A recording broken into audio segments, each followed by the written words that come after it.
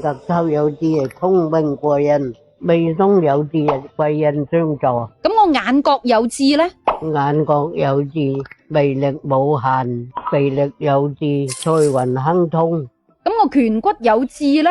胸骨有痣，事業有成啊；鼻頭有痣，財富豐盈；人中有痣，仔女好運；左角有痣，口才出眾。咁我下巴兩邊有痣呢？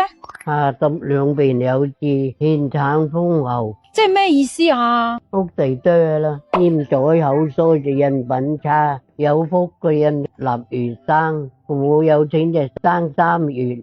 唔好睇菜要睇人，唔好睇嘴要睇心，背薄一寸，命長10年。咁即係點呢？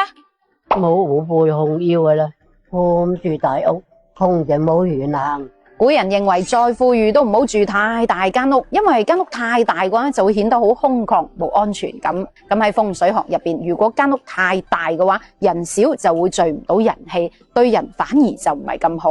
咁從實用性方面去講，間屋太大係真係好難搞衛生嘅，況且好容易令人沉迷喺享受，失去奮鬥嘅動力。所以間屋唔使太大，溫馨就好。健康勝過人民幣，開心勝過做皇帝。發咗橫財唔散財，別有災禍天上來。姜老就味道大，人老就經驗多。可憐嘅人必有可恨之處，可恨嘅人必有可悲嘅苦。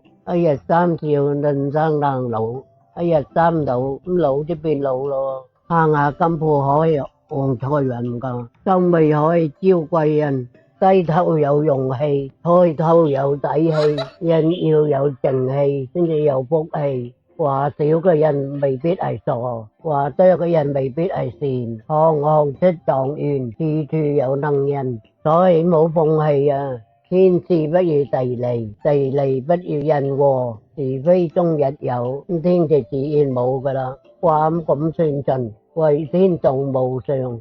古時候嘅人係好中意占卜問卦嚟預測嘅，但係就唔好將結果講到太滿，因為人生無常，有好多因素係冇辦法控制同預測嘅。咁呢句說話亦都係提醒我哋，面對未來要保持謙遜敬畏之心，唔好太過依賴占卜問卦，要依靠自己嘅判斷力同行動力嚟掌控自己嘅生活同未來。